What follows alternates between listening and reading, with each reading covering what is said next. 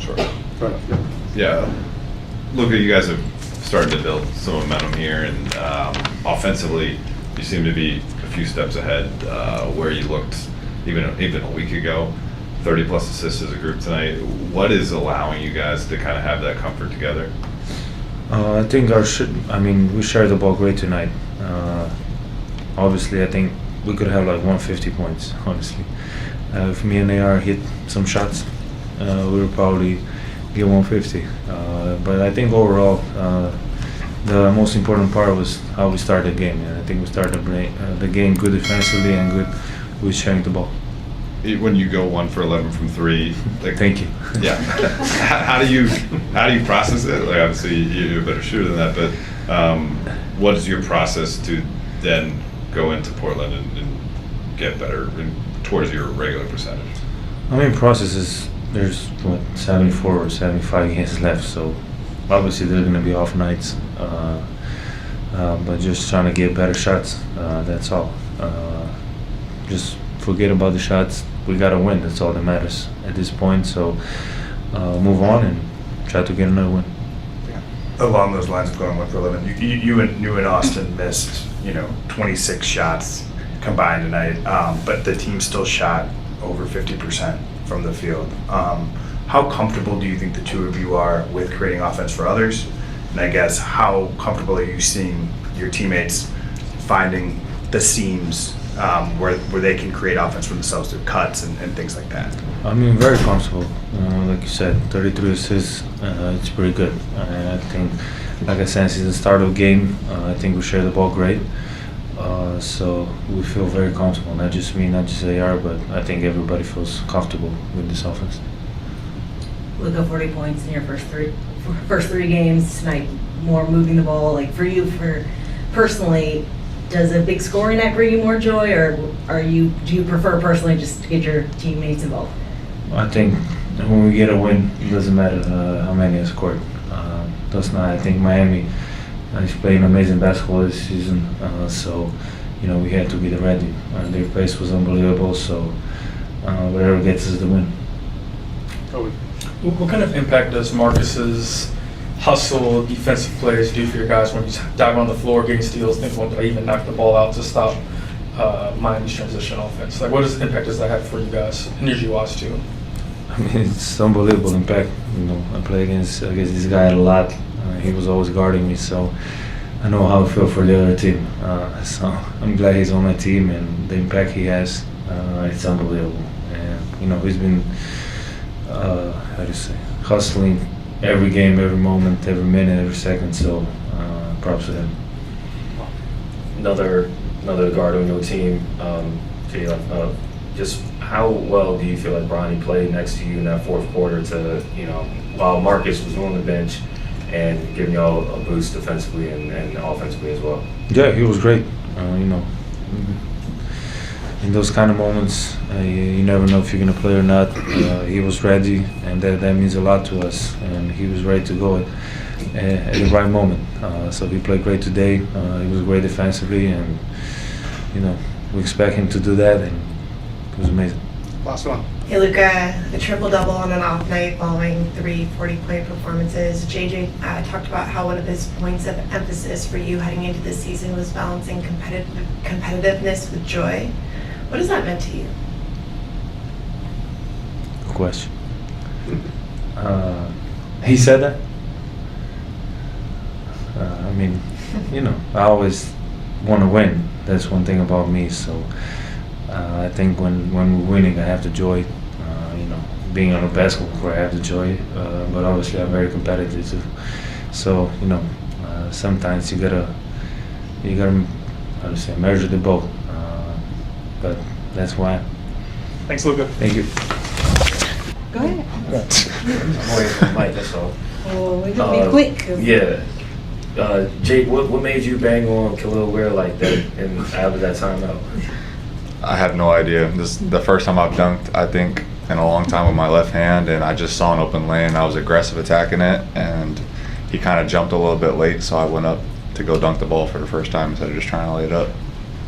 What was that timeout like? Because it seemed like it was a very contentious part of the game. Like they were cutting into that lead pretty deep, and I know both of y'all got games tomorrow. So like, what was JJ kind of trying to express? You know, and then obviously you came out how you came out of it. Yeah, just to stay with it, continue to play well offensively, continue to move the ball, and then just continue to load on the defensive side and get stops. Your role with the team isn't necessarily like just to go score points. It's just kind of do a little bit of everything. How have you found the scoring find you over the last 3 games? Yeah, I happen to be scoring a lot of points recently. I'm making a lot of shots. Like at the end of the day, like the game against Minnesota, I missed 1 shot. This game, I missed 3 shots. So obviously, when I'm shooting the ball 80% or higher, I'm gonna score a lot. But again, like I've preached this every time I've talked to the media, where it's very easy to play with Luka and AR. A lot of my buckets are running past the defense in transition, just running harder than the other team, and just kind of getting those dunks or those layups, and then just shooting the catch and shoot threes when I get them. One of the things JJ and Austin said was, in describing you, is that like you know how to play basketball. I'm sure you've heard this at times in your career. Is the dunk law talking about like an example of that, in the sense that you had that sort of 50-50 layup dunk in Sacramento and you laid it up? Yeah, never again. That won't happen again. I heard that from about every player and every staff member. So now I'm going to dunk the ball if I have the opportunity to do that. But is that something like, just like, do you have an ability to quickly identify like, okay, this was wrong this time, like I'm not going to do that again? Yeah, I think so. I think it's easy to recognize kind of like the situation that you're in. I would say I have a high IQ of the game and kind of just understanding what situation I'm in and kind of being able to read it quickly. So, Bryant. Okay, in Minnesota, some fans said, yeah, who's number 12? yes, sir. And I saw you kind of like smiled and kind of waved to him like, I'm number 12? I kind of put my hands up like this, and I kind of agree with them, like who's number 12. I kind of played into it a little bit. I find that kind of stuff funny because I am not well known at this moment, so I'm just head down, working hard. That's all I do. So. But now Laker fans find it as a joke too. We hear fans say, hey, I heard about 3 times who's tonight. number 12? Heard about 3 times tonight. And what do you think about that? The idea that now people are starting to realize who you are as a player? Yeah, I think it's good. Shout out Anthony Edwards for allowing that clip to go viral. Yeah, I think it's good. I think it's funny. Last question, Kobe. To Dan's question also, you mentioned the game. How much do you feed off of your own defensive activity? You have 8 steals for the past 3 games, 4 tonight. How much does that feed your defense, feed your offense, or vice versa? Yeah, the game is a lot easier. I feel like when you're allowing the defensive side of the ball to kind of lead into the offensive side, it just allows you to get going and kind of feel more energized yourself, and also getting the team going and allowing the team to get buckets as well. Yeah, I had 4 steals tonight. I played the passing lanes a couple times. Thanks. Yeah. Good. Appreciate you. JJ Redick reflects on the Dodgers World Series triumph and his lifelong love for baseball. Los Angeles Lakers head coach JJ Redick knows exactly what it means to feel the weight of championship expectations. In just his 2nd season at the helm, he understands that success in LA isn't optional, it's demanded. Los Angeles has always been a city of champions, and once again, its fans have reason to celebrate. The Los Angeles Dodgers captured the 2025 World Series, defeating the Toronto Blue Jays in a dramatic 7-game showdown to become the first MLB team in 25 years to win back-to-back titles. Several Lakers stars, including LeBron James, Luka Dončić, and Pau Gasol, congratulated the Dodgers after what many are calling one of the most thrilling World Series in history.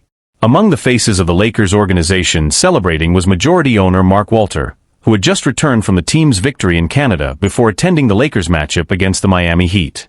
Redick revealed that he sent Walter a congratulatory message, and used the opportunity to share his own deep appreciation for baseball, a sport he fell in love with as a kid. "We talked the other day. I sent him an official congratulations," Redick said. "He's genuinely eager to learn. He's obviously a brilliant guy, but basketball and baseball are built so differently. I've been saying this for 10 or 15 years now. I played baseball when I was younger, it was my passion. Baseball's really an individual sport disguised as a team game. It's completely different. Redick went on to explain that while the NBA revolves around the influence of its superstars, baseball demands patience and timing. Daryl Morey once summed it up perfectly. The NBA today is like Barry Bonds' Giants, where the star basically gets to hit every time and pick his pitcher, he joked. In baseball, you wait your turn.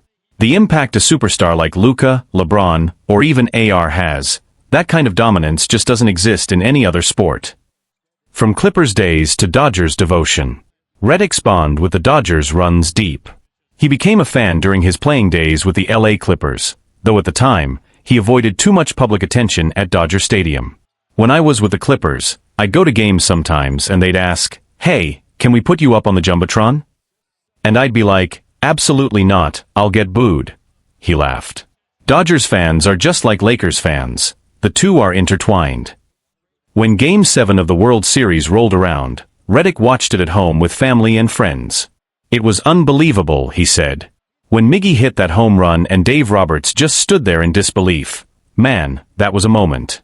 I've spent time around Dave, and when you've got guys like him, guys with a champion's heart, that's when a team truly becomes special. I've seen that same spirit in the NBA, like what the Warriors had during their run. It's real.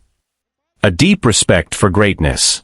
Redick has always admired elite athletes and coaches, and his comments made clear how much respect he has for the Dodgers organization, from the players to the leadership. For a man tasked with returning the Lakers to championship form, it's easy to see the parallels. The Dodgers' resilience and unity serve as a model for what Redick hopes to build in his own locker room. "That's what you want as a coach," he said. "A group that believes in each other, that has that collective fight. You can feel it when it's there." J.J. Redick's baseball roots. Like many athletes, Redick grew up playing multiple sports, and baseball was his first love. His competitive spirit took root early, and he still recalls his days on the mound with vivid detail. "I was a pitcher," Redick said. "I also played shortstop, but pitching was my thing. I love telling this story. In 3 years of Little League, I only lost one game as a pitcher. A Little League game has 18 outs, and in the one I lost, I struck out 17 batters. The other out was a ground ball hit back to me, and I ran it to first myself. But our shortstop made 9 errors that day, and we lost." He laughed before sharing another story, one that shows just how competitive he was even back then. "The only other time I lost a game pitching was after coming back late from a national tournament. I drove through the night, showed up the next morning, pitched 8 innings, struck out 13, and we won 3-2. The next day they asked if I could pitch again, and I said, sure, why not? And I got shelled. Totally lit up. What Yamamoto did last night was on a whole different level, just incredible." Though Redick could have pursued a career in baseball, fate, and his jump shot, took him down another path. Still, that early passion for the game clearly never left him. "I probably made the right choice sticking with basketball," he admitted, smiling. "But baseball will always be special to me. A shared city, a shared standard." As Redick reflects on the Dodgers' triumph, there's an undeniable sense of admiration and motivation. He knows the city expects greatness, no matter the sport. The Dodgers have set the standard, and now it's up to him and the Lakers to rise to it. "That's what LA is about," Redick said. "Championships. Pressure. Legacy. It's what drives you, and what keeps you honest. Carrying the standard of champions." In Los Angeles, the bar has always been high.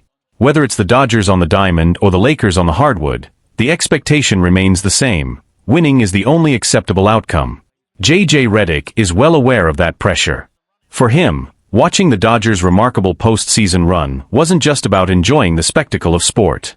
It was a reminder of what unity, discipline, and belief can accomplish when everything clicks. The Dodgers' back-to-back titles, a feat not seen in Major League Baseball for a quarter of a century, represented more than another trophy for the city.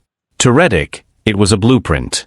"You could see how connected that team was," he said. "Every pitch, every at-bat, they were in it together. That kind of trust doesn't just happen. It's built over time. That's what we're trying to build here, too." Learning from the Dodgers model, Redick has spent time studying how successful teams in other sports construct their chemistry. During the Dodgers' playoff push, he reportedly exchanged messages with staff members in their organization, curious about how they maintained composure during high-pressure moments. He mentioned that one of his main takeaways was the consistency of leadership from both the players and the coaching staff, something he aims to replicate in his own locker room. "You look at someone like Dave Roberts," Redick said. "He doesn't panic. Even when things get tough, there's this calm belief that runs through that team. That's the kind of culture I want for our group, one that's resilient, but also patient enough to trust the process." Inside the Lakers facility, several players echoed similar sentiments. Team veterans noted that Redick has been referencing examples from the Dodgers' championship run during recent practices, emphasizing accountability, communication, and collective poise. The city's shared momentum. The timing of the Dodgers' success couldn't have been better for the Lakers. As Redick continues shaping his young roster around a mix of emerging talent and established stars, Los Angeles has been buzzing with championship energy. LeBron James, now in the twilight of his career, has spoken publicly about wanting to finish his run in LA with another title, describing the city's competitive atmosphere as addictive.